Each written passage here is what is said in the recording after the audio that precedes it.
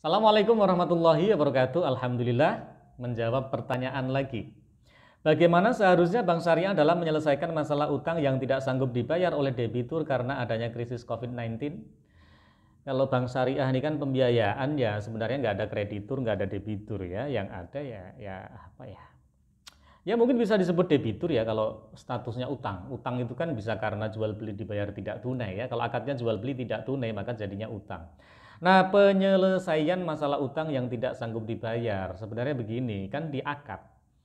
Ini kalau akadnya Bank Syariah kan biasanya komplit tuh. Akadnya perbankan itu komplit. Kalau terjadi pandemi maka begini, begini, begini. Itu sudah diatur sebenarnya. Ya ikuti aja aturan itu. Restrukturisasi pembiayaan, bisa rescheduling, reconditioning, restructure akad juga mungkin loh. Tiga itu mungkin.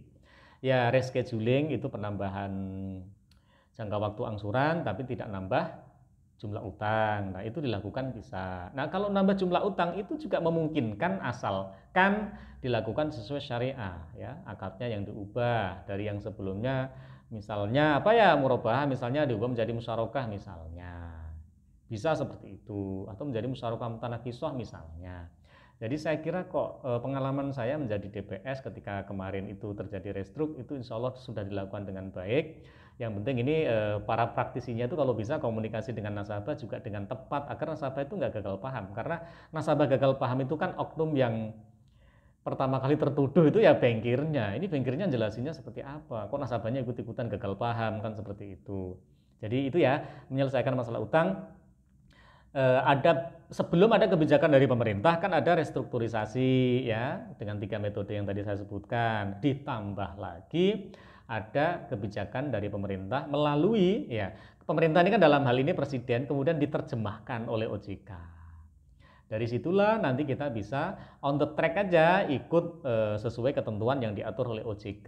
Tentu saja itu di luar hal-hal yang memang sebenarnya sudah biasa terjadi di Bank Syariah ya, ada restrukturisasi. Ya, nanti kalau sudah memungkinkan waktunya ya non litigasi, litigasi, sita agunan segala macam. Insya Allah sudah on the track ya dalam kondisi pandemi seperti ini. Lihat lagi nanti klausul kontraknya seperti apa, cocokkan dengan regulasi yang diadakan oleh pemerintah dalam rangka menghadapi pandemi, kemudian lakukan dengan baik. Ya insya Allah nanti hasilnya menjadi baik.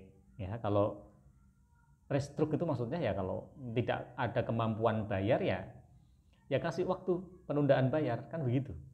Itu dilakukan kok oleh Bank Syariah, sudah dilakukan. Nah kalau urusan denda sebenarnya ya orang telat bayar itu boleh didenda ya. Itu orang zalim. Itu hadisnya kan matlul ghani zulmun. Orang yang melakukan penundaan pembayaran kan zalim sampai dia membuktikan bahwa dia sebenarnya sudah amanah atau memang karena pandemik dan lain sebagainya. Nah, itu nanti diatur oleh pemerintah. Kan begitu. Sama-sama enak lah kita. Tapi jangan kaget. Kalau telat sehari, kalau nasabah belum bisa membuktikan bahwa dia itu fakir miskin, itu dikenakan denda, itu sah ya, itu boleh ya. Yang penting dendanya tidak dijadikan sebagai pendapatan, kan begitu ketentuannya. Ini nyocokin semua hadis yang ada, ketemulah formula makharij fikhiyah seperti itu, solusi fikih seperti itu tadi ya.